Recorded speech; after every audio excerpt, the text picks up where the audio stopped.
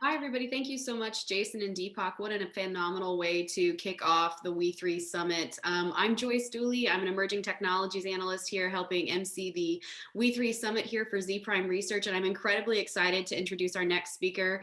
We have Manoj Kohli of SoftBank, who's going to help us explore the importance of adapting sustainable energy practices, most specifically through EVs, over the next 20 minutes. So with that, Manoj, please take it away. Thank you, Joyce. Delighted to be with W3. Today, I'm going to talk about that we are getting there, but we need to accelerate. And that's most important. Now, this COVID-19 situation in the last 8-9 months has been very tough for all of us. Very tough, but let me tell you, the climate change impact will be far greater, far more devastating.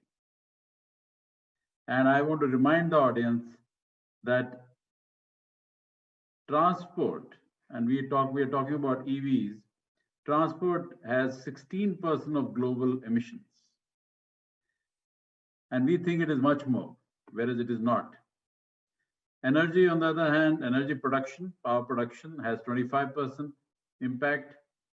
Agriculture has 24%, and I'm sure you'll be surprised.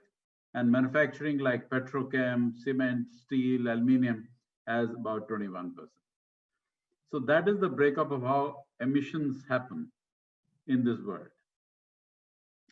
It's important to limit the increase of average temperature in the planet to be less than 2%.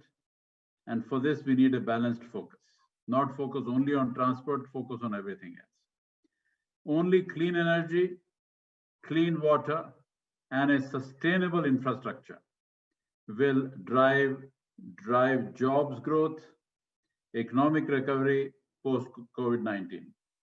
It can't be the old industrial way. It has to be the new sustainable way, which we have to adopt. Now, let me start with the good news. The good news is that both renewable energy and electric vehicles have made huge strides in the last 5 to 10 years. Solar energy, for example, today is the cheapest source of bulk electricity in the world. And many markets in US, Mexico, Middle East, India, China, it is striking very low tariffs. Similarly, wind energy, especially onshore, has low tariffs already. So great affordability for the consumers. On the other hand, storage battery has made major progress. Along with solar and wind, storage battery will make it RTC, round the clock renewable energy, and it will be embedded in the grid. But on affordability, storage battery is still some time to go. We need to take it down to the levels of solar and wind energy tariffs, which will take 3 years, maybe 4 years. Still more expensive than the gas option across the world. Now, on the EV side, we already have seen sedans, sports cars, even pickup trucks being used as electric vehicles, and that is fantastic. Already good news has happened. Now, let me share with you some challenges which we need to accelerate. And that's a very, very important goal, to accelerate the pace of electric vehicles as well as renewable energy. Now, electric vehicles may find it difficult to have a practical solution to 18-wheelers, to cargo ships, to passenger jets, and especially long-haul vehicles. Now, we can say that this will come later. First, let's do lighter vehicles, and then we'll go to heavy vehicles later, maybe 5 years later. That's fine. Second is, as I've already talked about, the storage battery affordability down to maybe 2 cents will take 3-4 years. And we need to, in the meantime, pursue other reforms,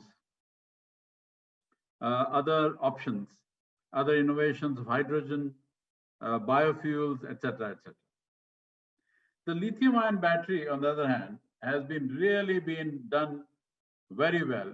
Great job done by China, Korea, Japan, and of course, US. And as a platform technology, it is done very well, but it needs broad basing to some other countries, and some more supply chain needs to be developed across the world. EVs, they're great examples of Tesla, BYD across the world, which have integrated operators. The drive has to become sustainable now. The energy, the drive has to be, that energy has to be sustainable, and not only transportation to be sustainable. The whole energy ecosystem has to become sustainable. And the full stack, vertically integrated business models have to be built, which I'm sure in the coming 5 years, you will see being built. Now, another major challenge which we are seeing in developed countries and much more in developing countries like India is building charging station infrastructure. Now, the charging station infrastructure is a joint venture of government, state governments, city government, local municipalities, as well as some private sector. And I'm seeing some lot of new unique business models being built in this area. For example, I've heard in some markets, people are building charging stations for food chains, so that when customers come into a food outlet, it's freely charged as the customer has food for half an hour. So those are new models which are building up for charging stations. But eventually all apartment buildings, all office buildings, all shopping malls, and of course highways have to have charging stations. And that's a big challenge for EV to get as big, as popular as an IC engine vehicle. Now, coming to the manufacturing side, which is a very big area of emissions. Industries like steel, cement, aluminium, chemicals, petrochem, etc., all need to be transited to renewable energy, and that's a big challenge which is being taken. Luckily, the affordability of tariff is making it easier, and I believe that as the tariff gets more and more affordable, and as the storage batteries get more affordable, as well as so that RTC, round the clock renewable energy can be achieved. I think that is an important milestone for this industry to have the manufacturing to have renewable energy, so the emissions can be dropped. Now, I'm personally, if you ask me, very inspired by the progress made by both renewable energy as well as electric vehicles across the world. However, at the same time, I'm feeling that long way to go ahead of us. Next 5 years, 2020 to 25, is a very, very important year in this transition. This period of 5 years is a vital time when the renewable energy will get round the clock, batteries will get affordable, infrastructure of charging stations will be built across the world, especially in developing countries. Developed countries will, of course, come faster, but I think developing countries are far more important for this electric vehicle to be made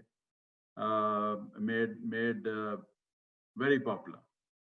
Now, in this energy transition, we also have to see that the retraining of people happens.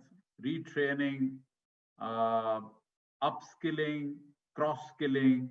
For example, all the mechanics who are used to managing IC engine or repairing IC engine, the millions and millions of them, they need to be retrained to repair, to maintain electric vehicles, so that the people impact also is, adverse impact is minimized or mitigated in the next 5 years. Similarly, in the renewable energy, there are millions of coal miners, people working in thermal power stations who need to be retrained and who need to get more skills of working in solar plants, working in wind plants. And I think that's very important for us to retrain them so that they can transit to a different job. And I believe that that will be a very important transition. Similarly, the government rules, subsidies for the electric vehicles, the policies of government, how transition will happen, are very, very important. Some governments, of course, want the transition to be slow. Some governments don't mind a faster transition. It depends on case to case. I believe that a balanced transition is always better, where you take care of the risks like people risks, like banking risks. Some banking risks are there where loans given to power plants, loan given to for cars, etc., need to be paid off before transition happens. Otherwise, banks will be landed with NPAs, non-performing assets, which is not our objective. That is not good for the industry. So once these negative side effects of people or banks, etc., are managed, then the transition can become much more orderly and systematic in each market. At the end, I just can say that our goal is net zero greenhouse gas emissions in every sector within next 20 years, in every country, in every sector. Because if the net impact is negative, then the world is definitely not heading for a positive future. We want our next generation, we want our younger people, our children and grandchildren to live happier and live in a greener environment and a better environment than we have lived. So that's all I wanted to share today. I wish good luck to the organizers. I wish good luck to this great WE3 conference. And I believe that this is a great initiative taken by the organizers. Thank you and all the best. Great. Thank you so much, Manoj. This was a fantastic way, I think, to talk about quite a lot of things that we have to do as we kind of transition from where we're at currently and heading into a fully supported EV world. I know we had some fabulous questions come in from the audience, and I'm certain that over the next couple of days, we're really going to be able to answer that. But this was a great, fantastic 20-minute blip on how we can really approach sustainability, not just within our own countries, but across the world. I'm very excited to pass the torch coming up with Dylan Lockwood. He will be helping us cover a session on water and energy in a rebuilding world. So stay tuned. Thank you. Thank you. By the way, how much time did I take? You are just a couple minutes early, but we really appreciate that. It helps us stay on schedule. So thank you. Thank you. All the best.